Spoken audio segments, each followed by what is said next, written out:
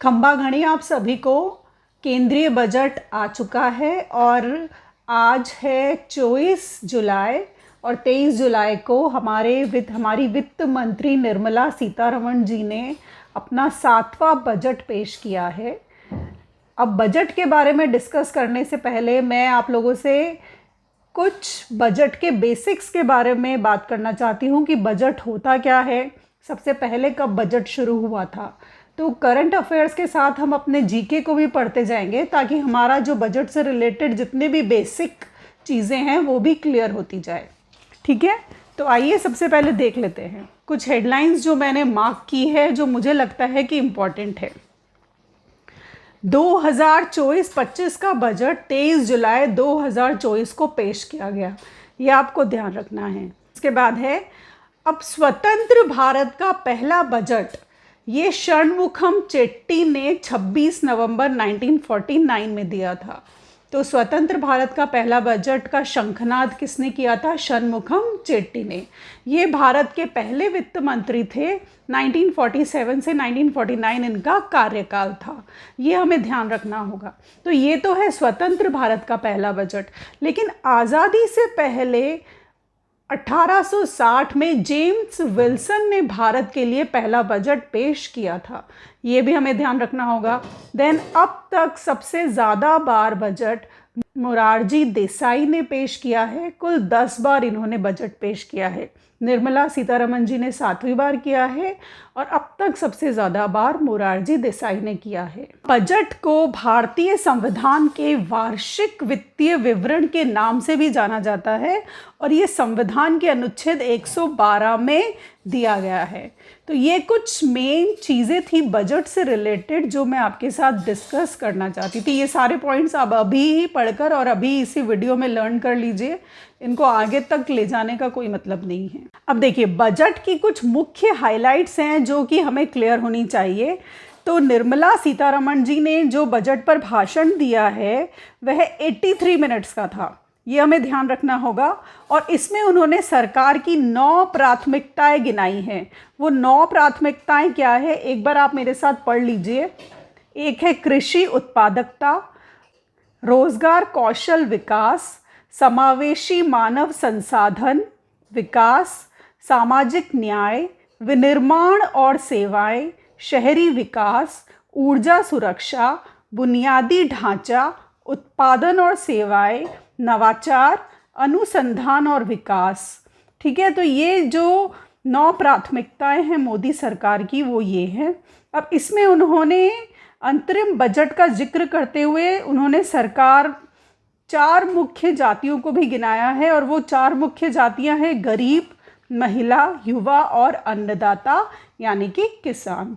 तो ये कुछ बेसिक चीज़ें हैं जो हमें इस बार के बजट में ध्यान रखनी है।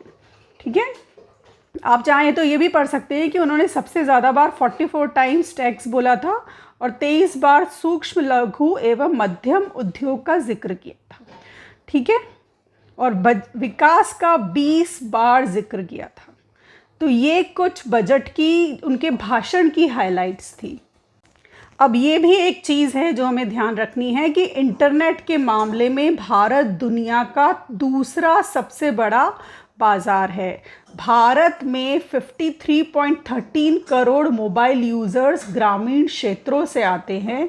भारत तेज़ी से 5G अपना रहा है और मार्च 2024 में मोबाइल इंटरनेट की गति के मामले में भारत की विश्व रैंक 118 से बढ़कर 15 हो गई है। तो आप देख लीजिए हम लोग कितनी फास्ट टेक्नोलॉजी में भी ग्रोथ कर रहे हैं। और बैंक ऑफ इंडिया की रिपोर्ट के अनुसार भारत में 15.9 करोड़ 5G यूज़र्स हैं। ठीक है, ये भी एक इम्पॉर्टेंट बात है कि हमारी विश्व रैंक 118 से बढ़कर 15 हो गई है मोबाइल इंटरनेट की गति के मामले में। न्यूज़ है भारतमाला प्रोजेक्ट के लिए 1.68 लाख करोड़ मतलब 4% इन्होंने बढ़ाया है। अब ये न्यूज़ हम देखेंगे, लेकिन उसके पहले ये जान लीजिए कि भारतमाला प्रोजेक्ट है क्या। ये देखिए, भारतमाला परियोजना की शुरुआत 2015 में केंद्र सरकार ने की थी। ये सड़क परिवहन और राजमार्ग मंत्रालय के तहत शुरू किया गया। लगभग 7 लाख करोड़ के निवेश से 83,677 किलोमीटर राजमार्ग और सड़कें बनाने हैं। अब इसमें क्या क्या होएगा? एक तो अंतर्राष्ट्रीय कनेक्टिविटी, बंदरगाह कनेक्टिविटी, राष्ट्रीय गलियारे और आर्थिक गलियारों में सुधार करना इसका एम होगा। और ये इसको कौन सी कंपनी बना रही है? कंपनी का नाम है राष्ट्रीय राजमार्ग और अवसंरचना विकास निगम लिमिटेड, जो कि सड़क परिवहन और राजमार्ग मंत्रालय के अधीन कंपनी है। ठीक है। अब राजस्थान के लिए कोई बड़ी घोषणा नहीं हुई है इस बजट में, लेकिन ये 3 फायदे हैं जो राजस्थान को मिलेंगे। पहला है 4.46 करोड़ लोगों को 5 साल खाद्य सुरक्षा दी जाएगी। दूसरा है 87 लाख किसानों को तिलहन मिशन का फ़ायदा दिया जाएगा। और तीसरा है मारवाड़ इंडस्ट्रियल प्रोजेक्ट से 5 लाख को रोज़गार दिया जाएगा। तो ये तीनों फ़ायदे हमें ध्यान रखने हैं कि बजट से राजस्थान को क्या फ़ायदा हुआ है। एक है गरीब कल्याण अन्न योजना को सर्वाधिक 2.05 लाख करोड़ रुपए दिए जा रहे हैं। अब ये पीएम गरीब कल्याण अन्न योजना है क्या? इस योजना के अंतर्गत देश के 80 करोड़ लोगों को मुफ्त राशन दिया जाता है। इस योजना को सरकार ने 5 साल के लिए बढ़ा दिया था। इसके लिए बजट में खाद्य एवं सार्वजनिक वितरण मंत्रालय को 2.05 लाख करोड़ रुपए दिए हैं। ठीक है। और पिछले साल इसका संशोधित अनुमान था 2.12 लाख करोड़ रुपए था। ठीक है। देखिए, बजट में बहुत कुछ है, मैं सब कुछ कवर नहीं कर रही हूँ, लेकिन जो मेन चीज़ें, जो हाइलाइट्स मैं आपके साथ शेयर करना चाहती थी, वो मैंने इस वीडियो में आप लोगों के साथ शेयर किया है। आई होप आप लोगों को ये वीडियो यूज़फुल होगा और इससे आपको इन्फॉर्मेशन मिली होगी। अगर आपको वीडियो पसंद आया हो तो प्लीज़ वीडियो को लाइक कीजिएगा और चैनल को सब्सक्राइब कीजिएगा। Thank you.